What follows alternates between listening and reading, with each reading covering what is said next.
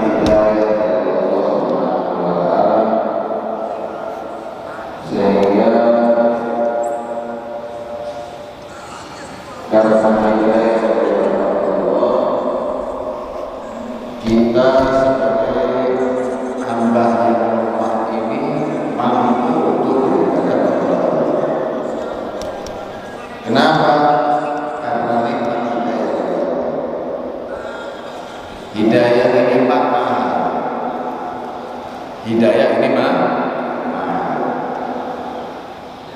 Kita ini manusia akhir zaman tidak pernah kumpul sama Nabi, tidak pernah kumpul sama sahabat, tapi masih bisa mempunyai kekuatan beramal soleh. Istimewa. Kenapa? Karena hidayah dan taufik dari Allah Subhanahu wa taala. Walaupun kita tidak pernah melihat surga, sampai di ibadah supaya masuk surga, tapi kita tidak pernah melihat surga. Kita ini ibadah karena takut masuk neraka, walaupun kita tidak pernah melihat neraka, tapi masih ada keinginan, timbul keinginan untuk beramal soleh, meraih surga dan dijauhkan dari neraka. Sama dulu Iblis ini Pak, bukan hanya orang yang melihat surga, tahu nikmatnya surga.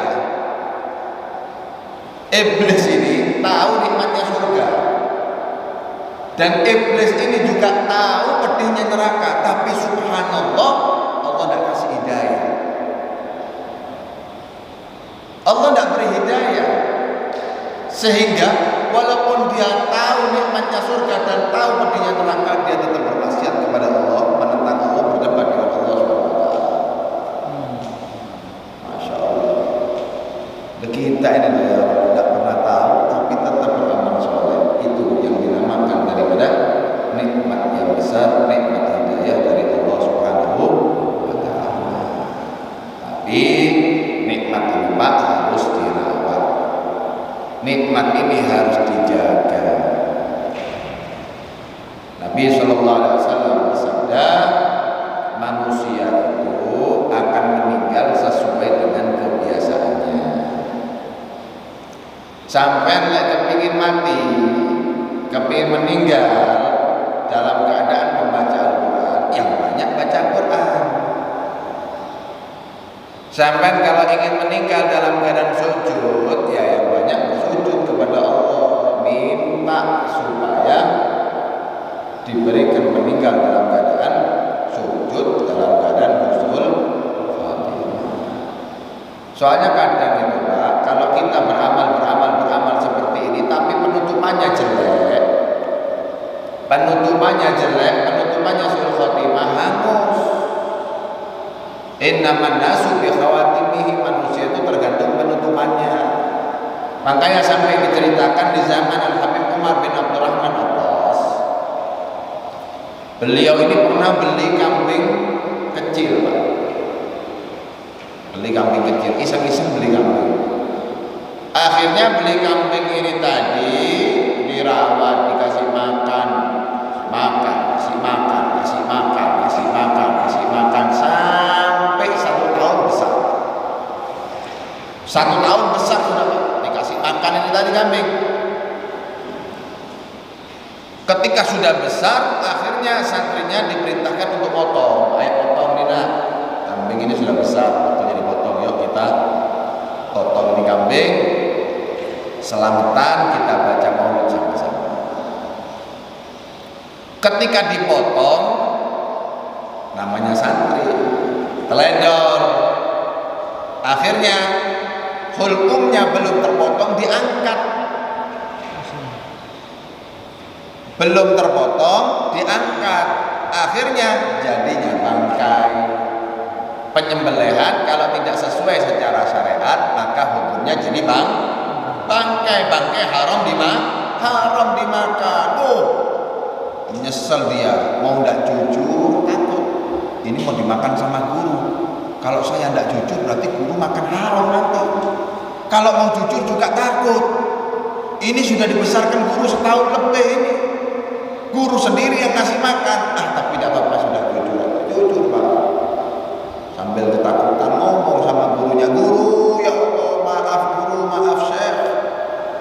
Anak punya kewajiban, anak punya perintah, saya teledor. Kambing yang disuruh nyembelih saya salah nyembelihnya, bangkai, nangis. Habib Umar bin Abdurrahman Al-Qasri nangis kayak orang kehilangan 1 miliar. Nangis luar biasa, bergerai sampai tergugup-gugup. Seperti itu. Beberapa santrinya menenangkan, Beb, jangan seperti ini. Saya sudah kabari orang tua saya untuk siap mengganti bahkan 100 santri, 100 kambing. Oh, tambah nangis. Akhirnya singkat cerita, setelah berhenti, kamu tahu nggak? Yang saya tangisi bukan kambing yang mati ini. Yang saya tangisi diriku sendiri, kata beliau. Saya takut diriku ini seperti ini kambing. Ini kambing sudah saya kasih makan. Bertahun-tahun sudah saya kasih makan. Bahkan tujuannya supaya bisa kita makan bersama. Tujuannya baik, tapi ketika akhirnya salah, rusak semuanya. Ketika akhirnya salah, rusak semuanya. Haram untuk dimakan sama. Saya takut saya sholat, ngaji, zikir, qiyamul lail, ngajar, ngarang kitab, tapi di akhirnya jelek. Akhirnya apa yang saya amalkan diharamkan semuanya oleh Allah Subhanahu wa ta'ala. Itu yang saya takutkan dan itu yang membuat saya menangis, kata Al-Habib Umar bin Abdurrahman. Oleh karena itu kita sudah dikasih hidayah, nikmat, dijaga, dirawat. Dengan apa? Yang pertama dengan beramal soleh, yang kedua dengan meminta kepada Allah husnul khatimah. Minta husnul khatimah. Ya Allah biha, ya Allah biha, ya Allah bi husnul khatimah. Ya Rabb, tutup umurku dengan husnul khatimah. Atau Allahumma inna nas'aluka husnul khatimah. Minta kepada Allah, ya sesungguhnya aku mohon kepada husnul khatimah. Kata iblis, aku ini seperti tertusuk. Siapa? Apabila ada orang muslim yang senantiasa minta kepada Allah husnul khatimah.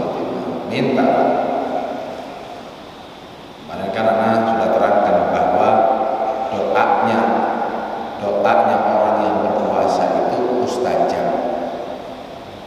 Jadi jangan minta husnul khatimah, semua hajat sudah, semua hajat, semua kebutuhan.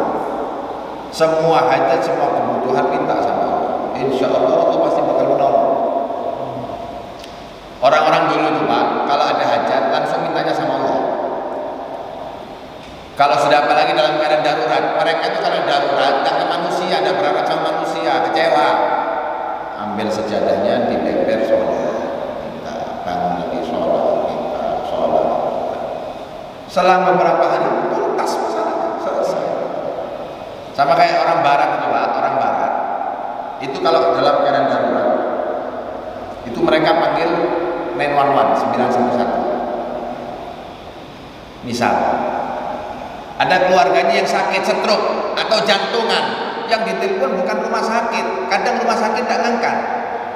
Yang ditelepon panggilan darurat 911, ditelepon emergency number, ya betul. Ini saya punya keadaan darurat, ini genting. Saya punya orang tua di rumah kena jantung ini sekarang.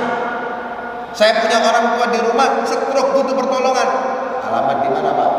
Alamat di sini. Nomor berapa? Di sini. Langsung dikirim rumah sakit terdekat, ambulannya untuk diperintahkan datang dan menolong. Kalau sudah 911 yang telepon wajib datang.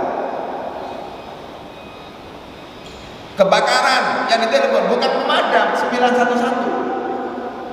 Ada kebakaran di daerah mana? Di sini, letaknya di sini, alamatnya ini. Oh siap, langsung dikirim cepat.